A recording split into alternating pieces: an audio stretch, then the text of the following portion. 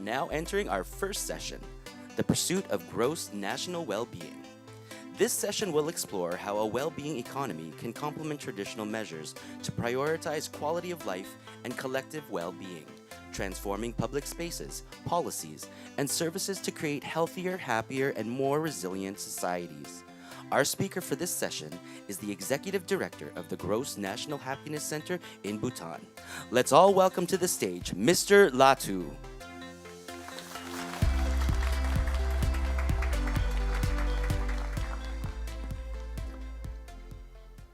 Magadang umaga. Good morning, everyone. Good morning, Philippines. I would like to firstly thank Design Center of the Philippines for bringing me here. And it gives me a great pleasure and honor actually to face this such huge crowd in this August house. And also, it gives me an opportunity to share about Bhutan's gross national happiness as a development philosophy that we are pursuing since 1970s. So before that, I would like to just introduce where Bhutan is. And of course, I'm sure many of you may know, but also at the same time, probably many of you may not know. So Bhutan is a very small country, and it's a landlocked country in the eastern Himalayas. So you can see on the map that China in the north and India in the south. We are between two giants. So this is something that Bhutan actually has existed over many, many years ago independently, and we were never colonized. So this is Bhutan's national flag, by the way. So we call Bhutan the land of Thunder Dragon. But I would like to also share my GNS journey of my personal story a little bit before I delve into how gross national happiness has emerged as the development philosophy in Bhutan.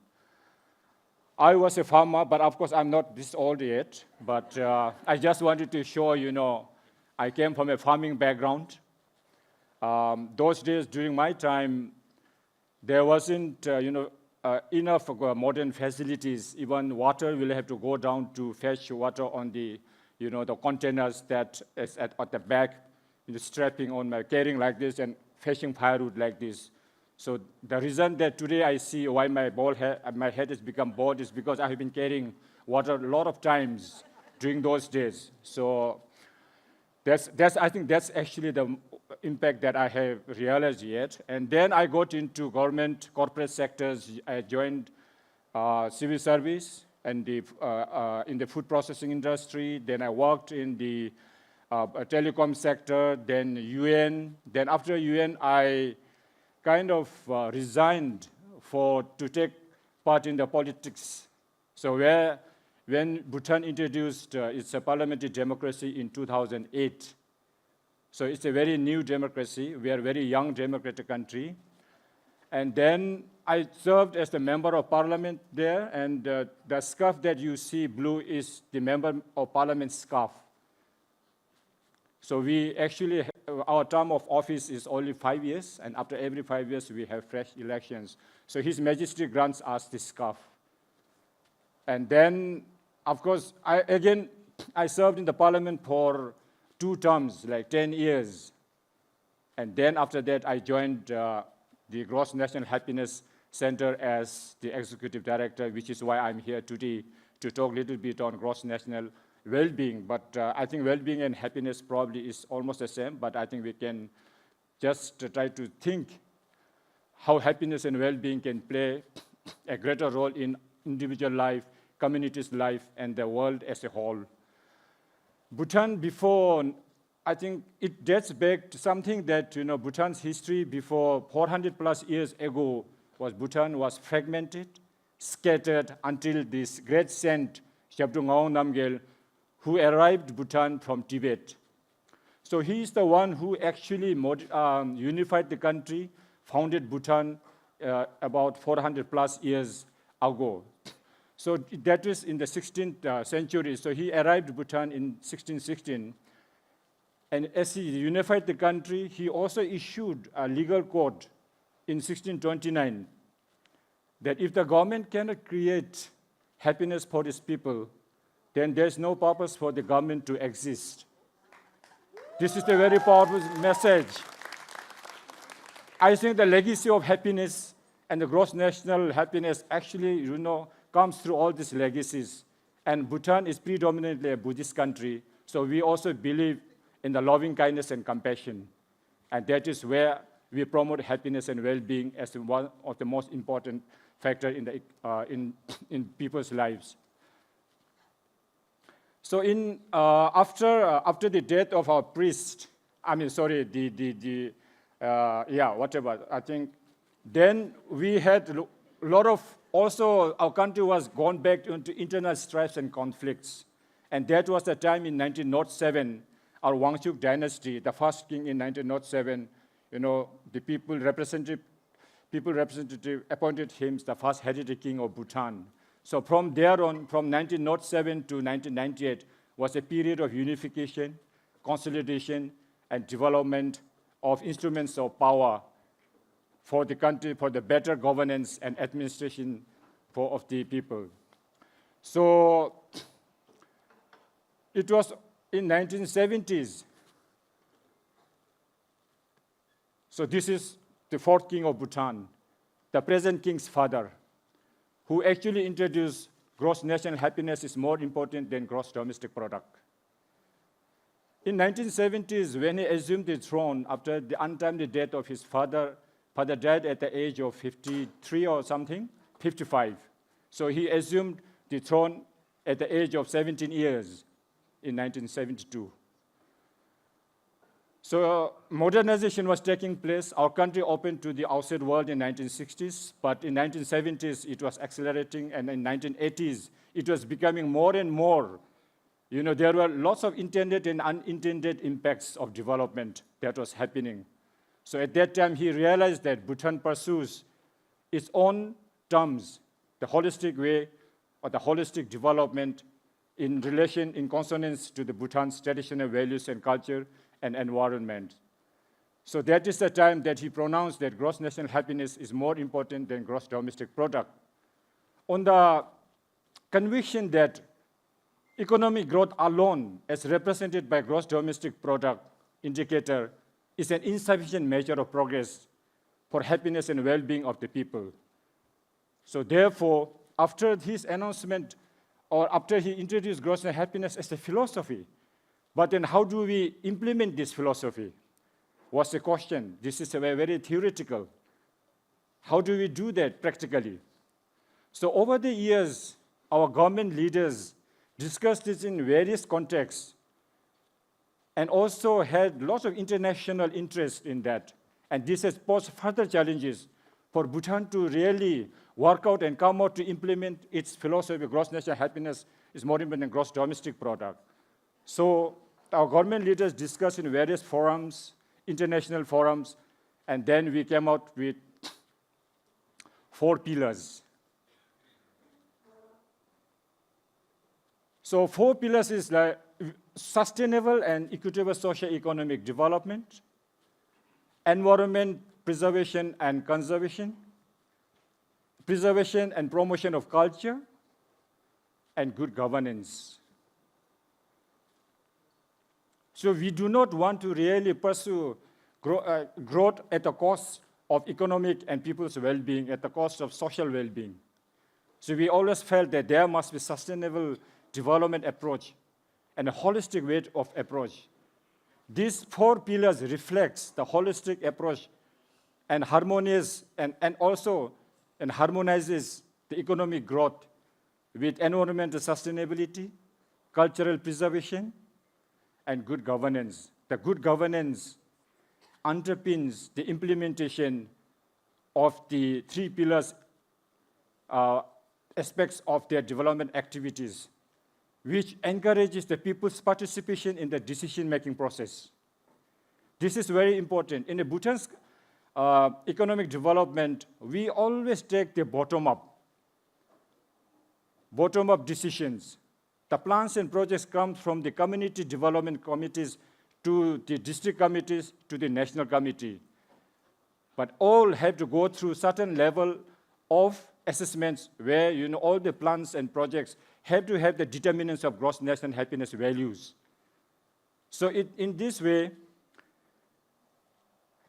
so these 4 sustainable development pillars have now broken down into 9 domains: education, health, living standards, ecological diversity and resilience, psychological well-being and resilience, cultural diversity and resilience, good governance, and time use.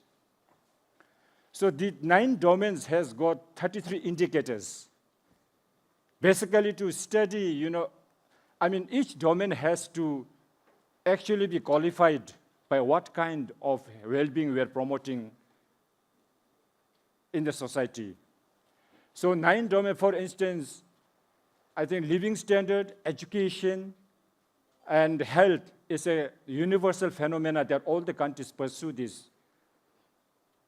But what is more unique to Bhutan is the psychological well-being, cultural diversity, community vitality, and time use.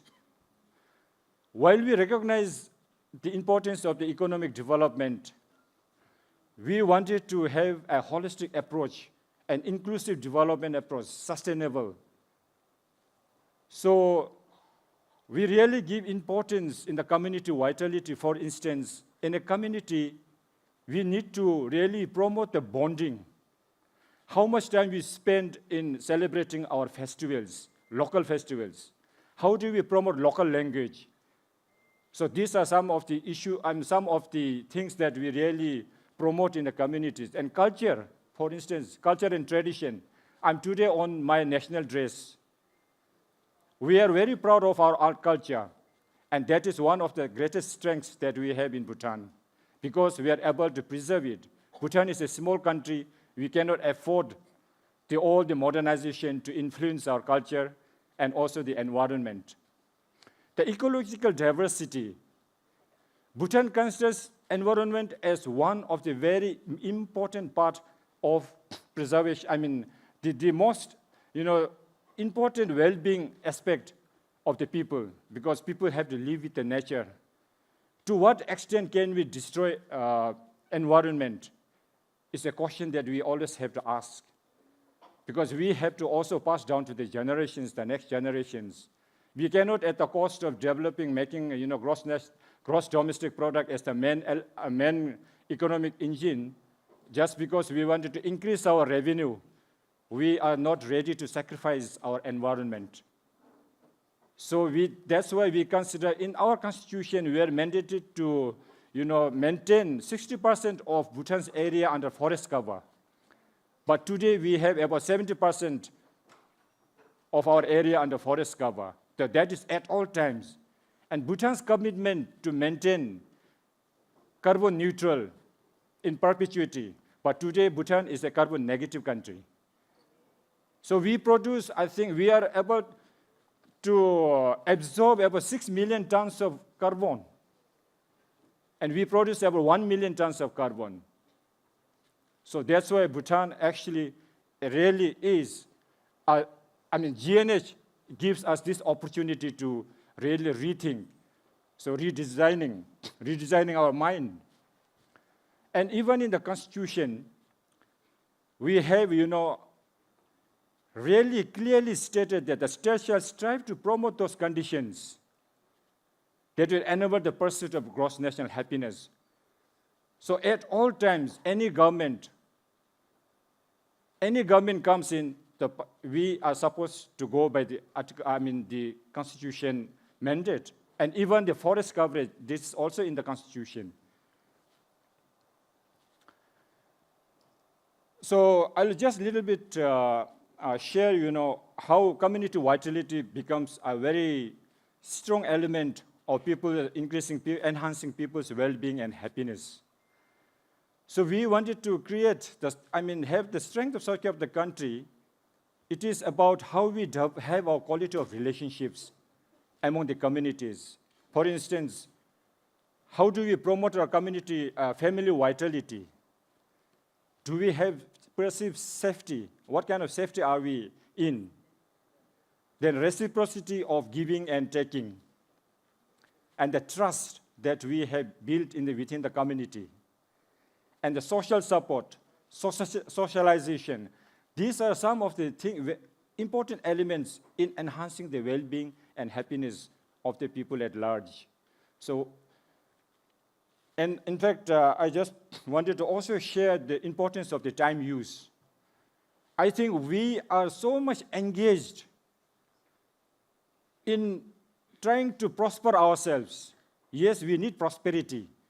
We need money. We need accumulation of wealth. But to what extent?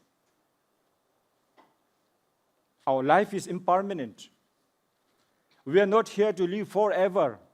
But for the time that we are living, we cannot extract everything and leave nothing for the next generation.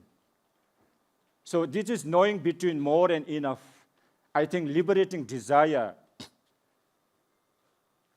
design beyond desire, I think is a strong message that we design our mindset beyond the desire of having more wealth, and better that we design our mindset towards promoting happiness and well-being of the people, and also conserving the environment and the culture. But of course, it will depend on the country's context. We are only providing an alternate development paradigm. We are not trying to impose or trying to say that Philippines must really adopt this. But it has to, you can probably see what could work, what of the elements, for instance, 9 domains. From there, maybe time use could be relevant in your context. So what could be relevant to your own context? You can probably like to think, rethink, refocus, rethink our development approach. So to do all these things, I think we need also at the same time right leadership with right mindset. The people in the positions of authority, I think Senator, I think she's propagating GNH very strongly in the parliament, and I think that is a good, really, a start. So yesterday, when we had some discussions with PCCI, I think some of the members mentioned that I think it's high time that we start from somewhere. But until we start from somewhere, we'll not be able to really, get into this business of promoting happiness and well-being of the people. I think every one of us are pursuing happiness, but we are not really pursuing the way that we want. But our pursuance is only to accumulate wealth, make enough money, probably become rich, and then we think that, oh, okay, probably we'll be happy. But I'm not sure yet. So time use, I think, is a very important. How much time do you want to allocate for sleeping, for your work, for your family, for your friends? How to, connect each other. GNH is also promoting about connecting each other, reflecting each other's, workloads. So if we are so much given of the workload, because the staff or anybody working are really getting burned out, and the productivity, I'm not sure, is there at all. So these are the things that we have to really ponder on as to how we manage time between sleeping, but here, of course, I think I hear a lot on the traffic jams and the rain that you get, and the moment that you go out of the house is like rain, and then you are stressed. But then I think this is not impossible to solve the problem, actually. Maybe we need to really have a government very strong enough to really mitigate these measures to reduce all this stress through different ways of improving the drainage system, for instance. Of course, I'm not technically qualified or anything. But then I only feel that, okay, maybe we can have a robust kind of a drainage system, a huge, something like that. So architect and all the scientists will be able to know that. But I think at some point of time, maybe we could have certain kind of, this kind of conferences, international conference on how to reduce traffic jams and how to reduce the rain water blocked in front of your house. So measuring well-being and happiness. As we operationalize use of more and more of gross national happiness concept, Bhutan has also come out with the GNH index. The GNH index actually, the framework allows us to make assessment on the impacts of plans and policies to the people where they're, whenever we make plans and policies, in Bhutan, it has to go through certain screening level. We have a GNS screening tools. If a plan doesn't have, if there's a negative determinants of that plan and programs, then that plan and program gets rejected. Even when we establish our hydropower, or whenever we set up a project in the community, we have to get community clearance. We have a process of consultation with the communities. The communities must be happy and they must accept that this project will bring well-being and happiness and also increase their prosperity. But otherwise, if they feel that this project will bring a lot of pollutions, this will spoil their ecological diversity, this may spoil their already, the established cultural properties, so they will not give the approval, and then the project doesn't go through. So that's why I think it's very important. And then it tracks the problem. It actually also at the same time, when we have GNH index, it promotes transparency and accountability. Because through GNH, we know what developmental activities have brought impact in their lives. And then they would actually give us a lot of feedback. This has not been benefiting us. And then it prompts people and prompt the government to change the policy. It prompts further discussions with the communities. Then we integrate them into the national planning process. So if there's any deterioration in certain dimensions of the domains, then it prompts public discussions and then correction of the policy. So these are some of the things that Bhutan does, and uniquely it works very well. So it's just that maybe a little bit on GNS in business, but business is important for economy, definitely. That is, we do not deny economic, because by making gross national happiness as a development goal, we are not negating or diverting the importance of gross domestic product or the economic growth. Rather, it is like realigns the implicit, sometimes the forgotten purpose. So in a business, it is harmful to serve the business contract purely for economic ends. But if we have to look forward to promoting socially responsible behavior and also finding a balanced approach. And in that process, we do worker happiness and organic commitment well-being assessments. We try to study the worker psychological well-being, for instance, their time use, their cultural participations. And for the organizational part, we try to study the governance system of that organization, whether free and fair, whether they have the workload, that the time use are granted, or how the service rules, etc., are being established in that organization so that people develop the trust. So this is where good governance, cultural diversity, community vitality, and ecological diversity are actually put into the organization for happiness. And when I mentioned about the screening tool, so we use screening tool to assess policies and projects and the impacts they can have on happiness and well-being. And also to ensure continuity in GNH. And also we use as a screening tool to apply policy and project formulations, and also to promote holistic approach to development.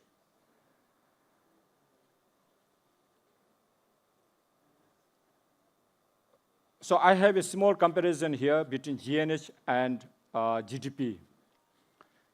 GNH measures the material and non-material value, whereas GDP only measures the monetary value of goods and services produced in the country.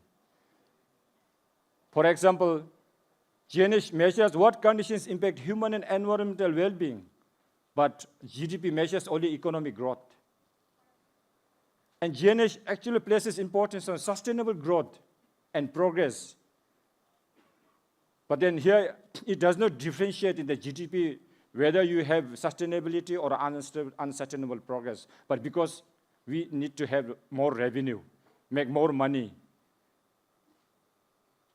And GNH measures social and economic contributions of households and families, free time and leisure, given the roles of these factors in happiness.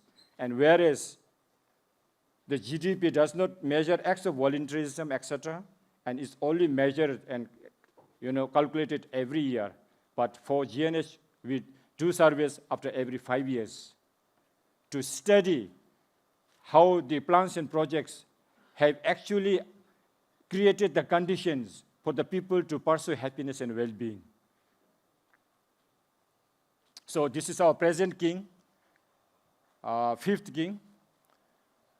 So he says GNH is simply development with values. So we are actually constantly trying to, with the generations, we are trying to really improve GNH, not really neglect, or trying to really create a new system as to how to influence the policymakers that we keep well-being at the forefront of our development process.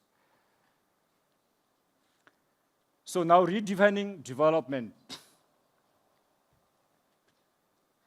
I think it's high time, especially after the COVID-19, I think it has actually given us a unique opportunity to refocus, rethink our development approach. Because we saw many vulnerable groups and the poverty-stricken areas a huge impact because of the COVID. So now it's time that we rethink and refocus our development approach. So gross national happiness with a higher purpose to development has actually inspired the international community in the framework across the globe, like framing of the Sustainable Development Goals that was adopted by United Nations in 2015, which promotes common vision of prosperity, and our SDG goals of this are in line with GNH values. So we always see happiness as a key societal goal for alternative development. I think GNH can be applied in everyday life, individually, family, community, organization-wise. It is not difficult. But yes, because you have a cultural diversity, this may be a challenging one. But other things, I'm not sure whether this is really challenging, but it is probably something that we could try.